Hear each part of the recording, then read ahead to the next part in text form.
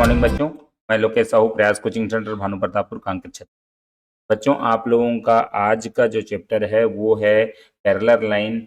ने देखा है कि मैथ्स में हम प्रयास एग्जाम की तैयारी कर रहे हैं और प्रयास चयन परीक्षा में है ना, प्रयास चयन के लिए हम लोग जब मैथ्स देखते हैं तो 20 क्वेश्चन का होता है, जिसमें से आपका 20 टॉपिक है मान लीजिए, तो एक क्वेश्चन एक चैप्टर से आता है लगभग, है ना। तो ये देखिए समांतर रेखा मतलब पैरेलल लाइन का हम लोगों का क्वेश्चन है। आज पार्ट 1 करेंगे क्योंकि हमने इसका बेसिक जो है क्या होता है पैरेलल लाइन में, वो हमने पार्ट जो बनाया है ना। तो ये आपका पार्ट 1 सिर्फ क्वेश्चन पर हमने लिखा है क्वेश्चन, है ना। 3-4 वीडियो अगर इसका हो जाता है तो आपका कोर्स कंप्लीट हो जाएगा। तो चलिए देखिए पैरेलल लाइन का क्वेश्चन क्या है। पार्ट 1 में दो समांतर रेखाओं, पहला नंबर क्वेश्चन है, दो समांतर रेखाओं के मध्य, दो समांतर रेखाओं के मध्य तीसरी रेखा, दो समांतर रेखाओं के मध्य तीसरी रेखा दोनों रेखाओं को काटती है। देखिए दो समांतर रेखा मतलब इस तरीके से दो समांतर रेखा होंगे। एक मतलब समांतर कहने का मतलब ये इतना है कि दोनों का, पैरेलल लाइन का मतलब यही है कि हमने पहले बेसिक में बताया है कि दोनों का जो ये जो है ये आपका बराबर होगा। अभी भले ही इसमें तिरछा दिख रहा हो लेकिन ये जो है दोनों का वैल्यू रहे बराबर होगा, है ना, मन लंबाई बराबर होगा। ये इसको बोलते हैं पैरेलल लाइन, है ना। दो समांतर रेखाओं के मध्य तीसरी रेखा दोनों रेखाओं को काटती है। तीसरी रेखा मतलब रेखा इस तरीके से है ना, इस तरीके से तीसरी रेखा काट रही है।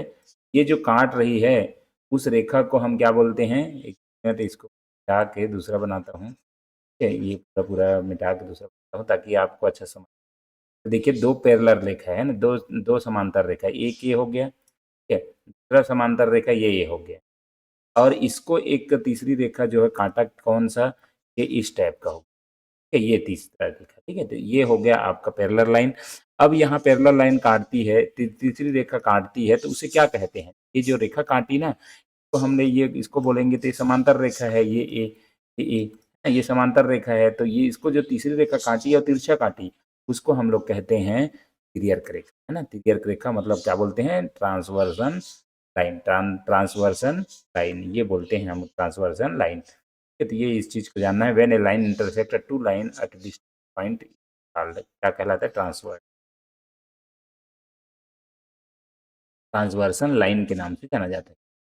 चलिए दूसरा क्वेश्चन की ओर बढ़ते हैं। तिर्यक रेखा के बीच कटा हुआ भाग। अब देखिए यहाँ पर तिर्यक रेखा के बीच कटा हुआ भाग, तो देखिए अभी हमने इस तरीके से काटा, एक लाइन ये खींचा एक लाइन ये खींचा, ठीक है, और दोनों को एक तिर्यक रेखा इस टाइप का काटा। ठीक है, तिरछा हो रहा है यहाँ पर, चित्र में कोई दिक्कत नहीं है, आप उसको समझ सकते हैं। ये तिरछा ये काटा, तो इसके जो कांटा इंटीरियर सेक्शन, अंदर के जो भाग जो कहलाता है वो क्या कहलाता है, अंदर के जो भाग है वो कहलाता है, हम हिंदी में अंतःखंड कहलाते हैं, अंतःखंड। अब इसको हम लोग बोल सकते हैं इंटरसेक्ट, इंटरसेक्ट बोल सकते हैं, इंटरसेक्ट ना, इंटरसेक्ट जाना जाता है। तो इंटीरियर सेक्शन या अंतःखंड या इंटीरियर सेक्शन के नाम से या इंटरसेक्ट जानते हैं। अब जानना है between mid parallel line intersected part called, parallel line के बीच में जो कटा हुआ भाग जो है वो क्या कहलाता है, खंड के नाम से जाना जाता है। फिर तीसरा क्वेश्चन करते हैं।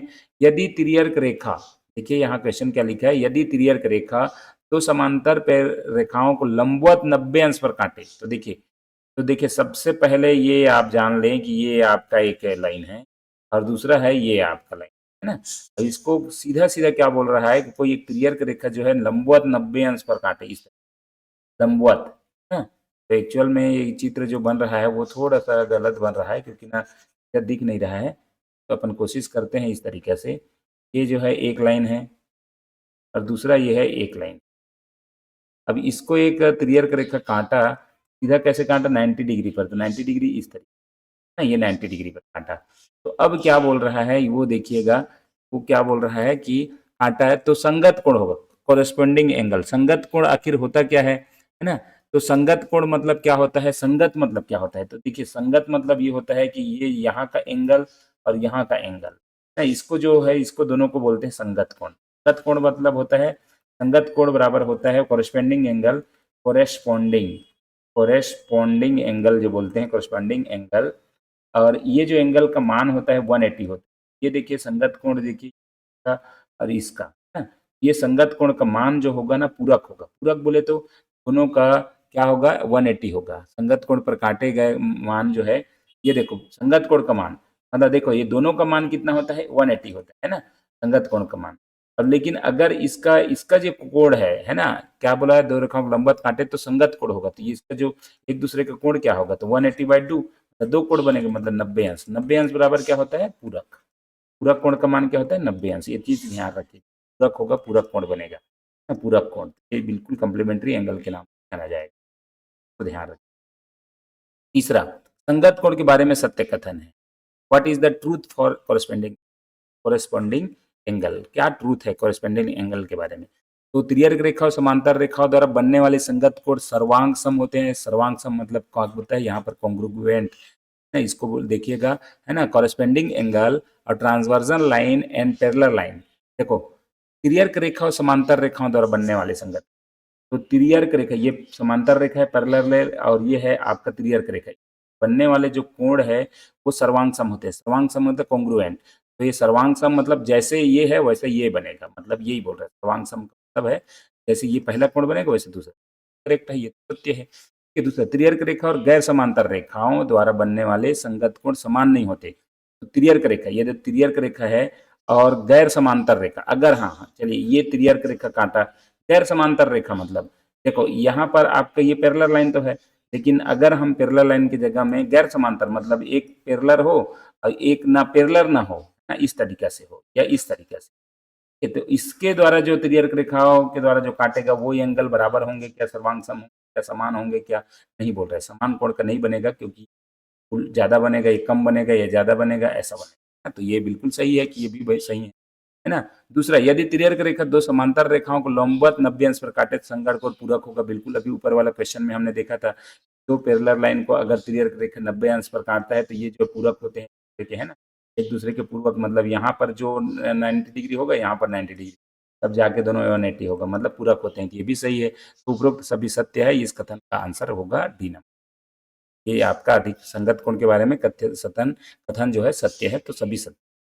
चौथा नंबर को देखिए आप, त्रिभुज में एक भुजा के समांतर खींची गई अन्य, क्या बोला है, त्रिभुज में एक भुजा के समांतर खींची गई अन्य भुजाओं को खाली स्थान करती है ना। तो देखो यहाँ पर पहले आप त्रिभुज बनाए, ठीक है, इस तरीके से आपका त्रिभुज बन गया, ठीक है, ये बन गया त्रिभुज। अब त्रिभुज में क्या बोल रहा है, एक इसको अपन चेंज करके देखते हैं। एक भुजा के समांतर खींची गई रेखा, एक भुजा के समांतर, मान लीजिए चलिए ये भुजा है, एक भुजा मानते हैं पहला भुजा, ठीक है, ये पहला भुजा है। इस भुजा के समांतर अगर हम रेखा खींचे, समांतर कब होगा, जब इनके दोनों के गेप जो है बराबर होगा, मतलब ऐसे खींचे ऐसा कि बराबर, मतलब दोनों का गेप बराबर होना चाहिए। तो समांतर खींची गई रेखा, एक भुजा के समांतर खींची गई रेखा, ठीक है, अन्य भुजाओं को समान अनुपात में काटती है। अन्य भुजा कौन कौन से अन्य भुजा, ये भुजा ए है, ये भुजा बी है और ये सी था। ये समांतर हमने खींचा, ये के ऐसा लकीर जो समांतर लेखा खींचा, अन्य भुजाओं को दो बराबर भागों में बांट दीजिए। ये भी भुजा ये है और इनको ये भुजा बी, इन दोनों भी इनकी भुजाओं का माप जो है बराबर होगा, तो मतलब समान अनुपात में विभाजित करेगी। ऑप्शन नंबर बी आपका करेक्ट हो जाएगा। क्या है, समान अनुपात में विभाजित करती, डिवाइड बाई इक्वल एंगल, समान अनुपात, क्या समान अनुपात, सॉरी इक्वल एंगल नहीं है, रेशियो होगा, है ना, रेशियो। तो चलिए ठीक है, नेक्स्ट क्वेश्चन, छठवां नंबर क्वेश्चन, तीन समांतर रेखाओं पर दो तिर्यक रेखाओं के अनुका के खालिस्थान का अनुपात समान होता है। तीन समांतर रेखाओं पर, तीन समांतर रेखा बनाई, चलिए ये है पहला हो गया, ठीक है, दूसरा ये हो गया, ठीक है, तीसरा ये हो गया, ठीक है। थोड़ा सा लकीर खींचने में थोड़ा सा वो हो रहा है, लेकिन आपको इसको समझना है। तीन समांतर रेखा, ये तीन समांतर, अब तीन समांतर रेखाओं के पर दो तिर्यक रेखा के का अनुपात समान होता है। दो तिर्यक रेखाओं का क्या समान होगा, दो तिर्यक रेखाओं का अनुपात। देखिए यहाँ पर मैंने दो तिर्यक रेखा, तिर्यक मतलब यदि एक ये लिख खींच दिया, ठीक है, और दूसरा ये खींच दिया, ठीक है, ये हो गया। थोड़ा सा यहाँ पर तिरछा हो गया, लेकिन आप इसको समझ जाएंगे ना, तो ये तिरछा तिरछा नहीं होना चाहिए ना, समान तिर्यक रेखा मतलब सीधे सीधे होगा।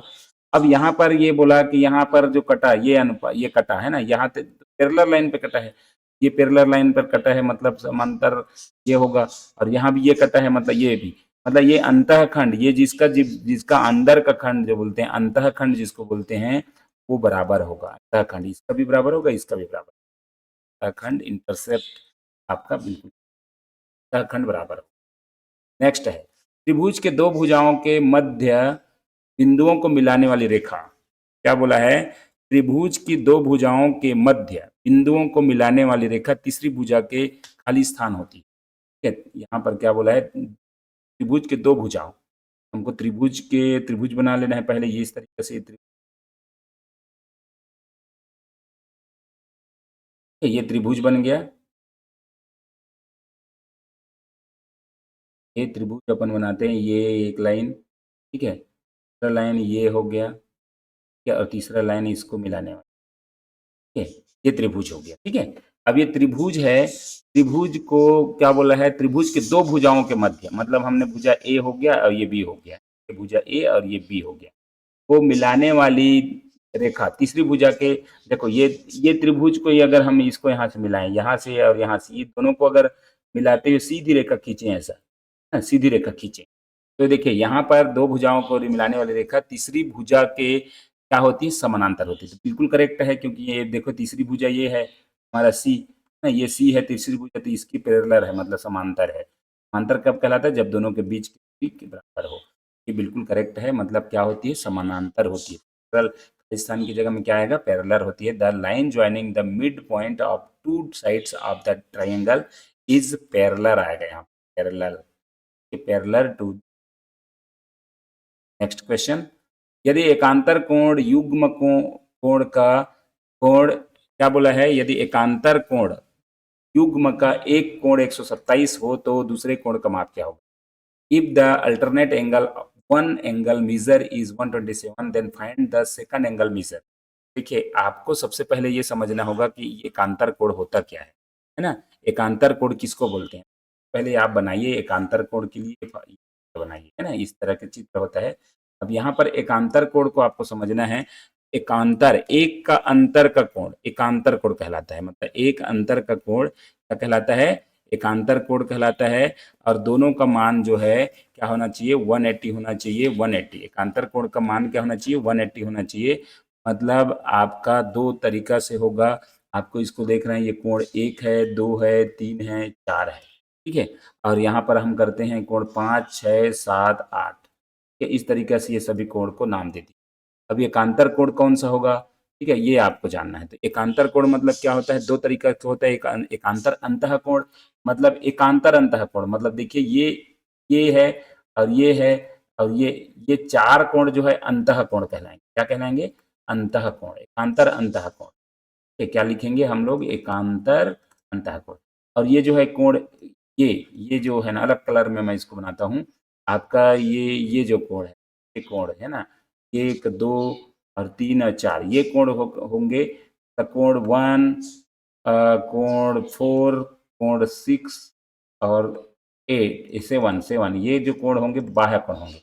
एकांतर बाह्य कोण, बाह्य कोण होंगे, एकांतर बाह्य कोण। तो ये इस तरीके से आपका ये जो अंतः कोण है, मतलब ये अंदर का कोण एकांतर कोण कहलाए। एकांतर कोण है ना, अंतः कोण। अब यहाँ ये जो बाहर का कोण जितने भी ये है और ये है, ये एकांतर बाह्य कोण है।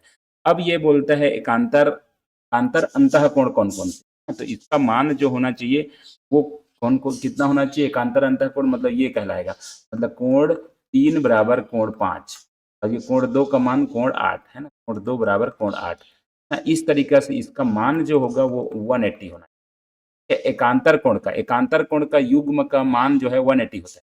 बस तो इतना इतना जानिए, एकांतर कोण युग्म का मान, युग्म का मान मतलब युग्म मतलब पेयर का मान। एकांतर कोण का जो भी हो, चाहे बाह्य हो चाहे अंदर हो, तो युग्म पेयर का मान जो होता है 180 होता है। अगर एक कोण पेयर मतलब दो है, दो में से एक, दोनों कोण का मान 180 होता है। अगर एक पेयर का मान दिया है, एक का नहीं दिया है और दूसरा का दे दिया है 127, तो दोनों मिला के 180 होना चाहिए। तो इसको एक्स का वैल्यू निकालेंगे तो 180 माइनस होगा 127, और ये हो जाएगा आपका एक्स का वैल्यू 53। आप इसको करके देखिए, 53 आपका करेक्ट आंसर आएगा। आपको जानना इतना है कि एकांतर एकांतर कोण है ना, एकांतर कोण तो एकांतर कोण दो प्रकार के होते हैं, एक अंतः कोण अंतः और एक होता है बाह्य। ये मायने लेते हैं। एकांतर कोण युग्म का मान जो होता है, एकांतर कोण युग्म का मान 180 होता है। तो बस इतना जानना है। तो बाह्य रहे चाहे अंतर रहे, बाह्य मतलब बाहरी बाहरी का और अंतः मतलब अंदर अंदर। तो ये युग्म का मान अगर 127 है तो दोनों का मिला 180 आना चाहिए, तो दोनों माइनस कर दो कितना। नेक्स्ट है 9 नंबर, यदि एक तिर्यक रेखा दो समांतर रेखाओं को प्रतिच्छेद करे ना, यदि एक तिर्यक रेखा दो समांतर रेखा, एक तिर्यक रेखा है ना आपका, क्या है, एक तिरछा रेखा है इस तरीका से, एक तिर्यक रेखा दो समांतर रेखाओं को प्रतिच्छेद, दो समांतर रेखा मतलब एक ये हो गया और दूसरा ये हो गया, ठीक है, दो समांतर रेखाओं को प्रतिच्छेद करे मतलब कांटे। हमने क्या बनाया, ये वाला जो है वो है तिर्यक रेखा, तिर्यक रेखा ट्रांसवर्सन लाइन, ये पैरेलल लाइन 1 है और पैरेलल लाइन 2, ठीक है। एक तिर्यक रेखा दो समांतर रेखाओं को प्रतिच्छेद करे तो एकांतर अंतः कोणों का प्रत्येक युग्म होता है। देखो एकांतर अंतः कोण, देखो हमने अभी भी बोला एकांतर कोण मतलब क्या होता है, एकांतर अंतः कोण मतलब ये होता है, ये एकांतर अंतः कोण है, ये लोग, ये है ना। अब देखिए यहाँ पर मान लीजिए मैं इसको, आप इसको मैं उठा रहा हूँ, इसको तो देखिए ये ऐसा उठाऊंगा तो ये ऐसा है और इस तरीके से, है ना। ये जो है दोनों का मान क्या होता है, इस तरीके से जो अगर कोण बनता है उसको कितना मान होता है, 180 होता है। तो ये अंदर अंदर का कोण का युग्म का मान दोनों कितना होगा, वन का 180 होता है। तो ये कितना होता है, बराबर होता है। तो एकांतर युग्म, एकांतर अंतः कोणों का प्रत्येक युग्म क्या होता है, यहाँ पर क्या आएगा, अंतर जो है बराबर होता है। बराबर मतलब क्या होता है, इक्वल होता है, इक्वल आपका, ठीक है। ये चीज क्या ध्यान रखना, दोनों का बराबर होगा। मतलब मैं अगर निकालना चाहूँ ऐसा इसका है तो एक का ऐसा निकाला हूं, मान लो 120 है, होगा 60 होगा, तब जाके 180। एकांतर अंतः कोणों का प्रत्येक युग्म बराबर होता है, युग्म जो है बराबर होगा। अब देखो युग्म मतलब हम इसको भी बराबर करें और ये भी बराबर है ना, तो दो, ये भी एकांतर अंतः कोण, ये भी एकांतर अंतः कोण, तो बन गया। अब चलिए 10वां नंबर क्वेश्चन, 60 अंश का पूरक कोण होगा, the complementary angle of 60 is, the complementary angle of, complementary angle क्या होता है, पूरक कोण क्या होता है, पूरक, पूरक कोण का वैल्यू इतना समझना है, पूरक कोण बराबर 90 अंश जिसका हो, मतलब दो कोणों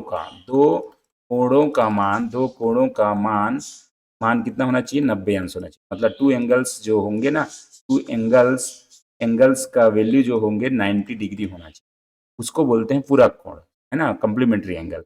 तो देखिए अगर 90 डिग्री होना चाहिए, कितना का, दो का x प्लस एक्स का मान 90 डिग्री है, एक का मान 60 दे दिया है तो 60 प्लस एक्स होगा तो ये 90 होगा, तो x का वैल्यू जो होगा तो 90 माइनस 60 बराबर 30, आपका आंसर आएगा 30 अंश ऑप्शन, ठीक है।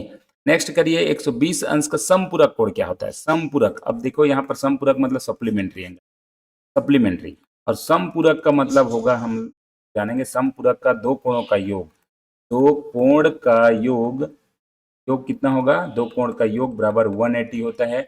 और इसको टू एंगल है, मान लो टू एंगल का कोण जो है 180 मान है उसको, अगर है ना x प्लस एक्स बराबर 180 है, एक का दे दिया है 120 प्लस एक्स, तो हमको निकालना किसका है, x का, तो ये हो जाएगा 180 माइनस 120 बराबर आपका आंसर, ऑप्शन नंबर ए, ठीक है। ये हो गया 11वां नंबर, संपूरक कोण और है पूरक कोण, इसको जानना है।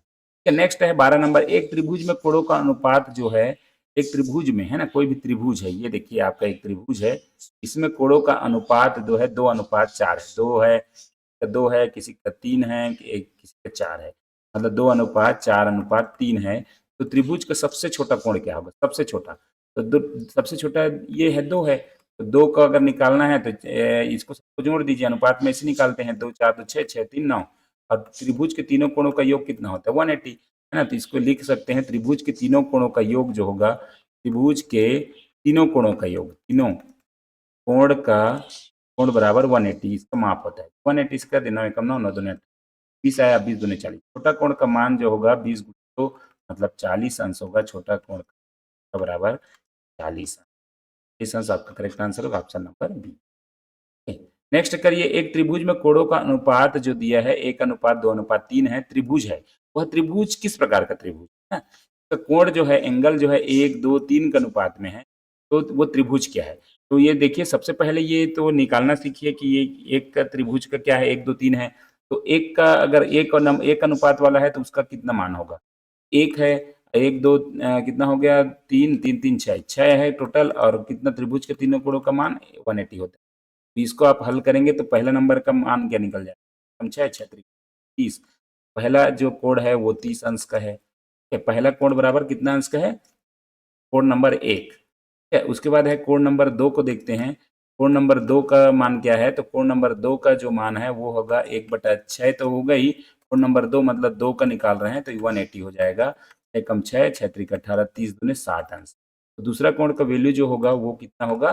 60 अंश, 60 अंश। ठीक है, तीसरा कोण का देखिए, तीसरा कोण का मान अगर निकालें, 3 के अनुपात वाला है तो तीसरा कोण का वैल्यू 3 है, 6 है और 180 है। एकम छः, छः त्रिक 30 या 90, 30 या 90। अब मतलब ये चलिए देखिएगा, इसको अगर हम करें तो तीन कोण है ना, तीन कोण का मान आपको देखना है। एक कोण का मान क्या बोल रहा है? 90 अंश। तो ये 90 अंश मतलब वो होगा समकोण बनेगा, ये 90 अंश है। और दो कोणों का मान जो है, एक का हो गया आपका 30, एक का 30 और तीसरा का हो गया 60। अब देखिए एक चीज और जानते हैं हम लोग, समकोण बराबर क्या होता है? समकोण मतलब होता है, ये तो समकोण बन गया, समकोण बराबर ये देखो, एक कोण का जो योग है ना 90, ये 90 है, दोनों कोण के योग के बराबर होंगे, तो 30 प्लस 60 प्लस 60 दोनों के बराबर, मतलब 90 बराबर 90। मतलब ये दो कोण, मान लीजिए हम इसको नाम देते हैं, क्या नाम देंगे? इसको बोलते हैं ए और इसको बी बोलते हैं, तो सी बोलते हैं। तो सी बराबर ए प्लस बी के योग के बराबर होता है, वो कहलाता है समकोण। समकोण मतलब क्या होता है? Right angle. क्या होता है? Right angle. राइट एंगल के नाम से जाना जाता है। आपका option number C is the correct होगा, क्योंकि आपका समकोण होगा वो। नेक्स्ट देखिए, इसमें 14 नंबर में एक त्रिभुज में कोणों का अनुपात जो है 5:3:7 है। कोण का अनुपात 5:3:7 है, तो त्रिभुज है। वह त्रिभुज किस प्रकार का त्रिभुज है, ये पूछा जा रहा है ना। तो 5 वाला है, तो 5 बराबर क्या होगा? 5 वाला कौन सा कोण निकलेगा देखते हैं। तो 5 3 8 7 15, 15 हो गया, और यहाँ 180 से करेंगे, क्योंकि अभी ऊपर वाला क्वेश्चन में देखिए त्रिभुज है, तीनों कोणों का वैल्यू बराबर 180 होता है। तो ये हो गया आपका 5 एकम 5, 5 तिया 15, 3 एकम 3, 3 छः। पहला कोण जो 5 अंश वाला है, 5 के अनुपात वाला है, वो है 60 अंश, 60 अंश का निकालेंगे। ठीक है, दूसरा देखिए 3 है, तो ये 3 का निकालेंगे, 3 15 इंटू 18। ठीक है, ये 3 एकम 3, 3 5 15, 5 एकम 5, 5 तिया 15 और 5 छः 36 अंश। ठीक है, दूसरा कोण जो है वो है 36 अंश। तीसरा को देखिए 7 वाले को निकालिए, तो ये हो गया आपका 7 और ये 15 और ये हो गया 18। 15 एकम 15, 15 एकम 15 और यहाँ 3 बनता 15, 15 दूने 30, 12 सत्ते 84। दूसरा जो कोण है वो है 84। अब देखो तीनों कोण का वैल्यू निकल गया हम लोग। पहला कोण कितना का है? ऐसा इस तरीके से त्रिभुज। और पहला कोण का मान जो है वो कितना है? पहला कोण का मान है मान ले 60 अंश, दूसरा कोण का मान है 84, तीसरा कोण का मान है 36।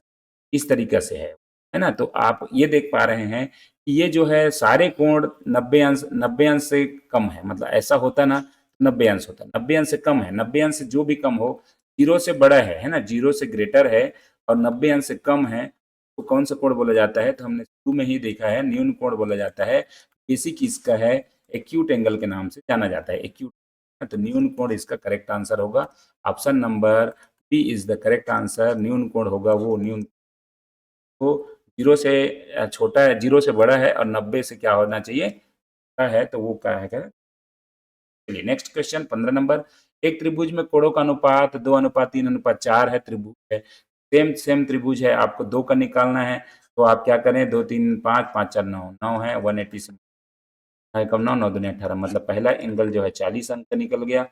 तक अगर करें 3 है, 9 है, 18 है, 9 कम 9, 9 दूनी 18, 20 या 60 हो गया दूसरा एंगल। है 4 का निकालेंगे तो 9 गुड़ी 80, 9 एकम 9, 9 दूनी 18, 20 चौक 80। सारा एंगल जो है 40, 60 और 80, मतलब 90 से कम है। सेम ऊपर वाला जो ऑप्शन था न्यून कोण बनेगा, है ना। न्यून कोण मतलब जीरो से बड़ा है लेकिन 90 से छोटा है। लास्ट क्वेश्चन देखते हैं। एक त्रिभुज का एक कोण अन्य दो कोणों के योग के बराबर। इसको पहले ही मैं बता दिया हूँ। If one triangle value is sum of another two angle then triangle will be. तो देखिए एक त्रिभुज का एक कोण, मैंने बताया एक त्रिभुज है, एक त्रिभुज बनाना है, और एक त्रिभुज का एक एंगल, मतलब एक एंगल 90 अंश है, और इन दोनों कोणों के बराबर का योग के बराबर है। मान लो ये 60 है और ये भी 90 हो रहा है और ये भी 90, मतलब ये मान लो आपका है ये कोण ये ए है, ये बी है और ये सी है, तो सी बराबर ए प्लस बी, मतलब दोनों कोण के बराबर हो, 90 है, इधर भी दोनों का योग 90 है, वो कोण कहलाता है आपका समकोण त्रिभुज। समकोण त्रिभुज कहलाता है, राइट एंगल के नाम से जाना जाता है। एक त्रिभुज का एंगल अन्य दो बचे त्रिभुज के योग के बराबर हो, वो क्या कहलाता है, समकोण। ठीक है, तो ये था हमारा 16 क्वेश्चन पार्ट 1 में। पार्ट 2 में हम लोग लेके आएंगे, आपका पार्ट 2 आएगा आपका नेक्स्ट लेवल का। आगे क्वेश्चन डायग्रामेटिक भी हो सकता है और ऑब्जेक्टिव हो सकता है और चित्र के अनुसार वाला भी क्वेश्चन हो। तो चलिए वीडियो को यहीं पर समाप्त करते हैं। वीडियो अच्छा लगा तो लाइक शेयर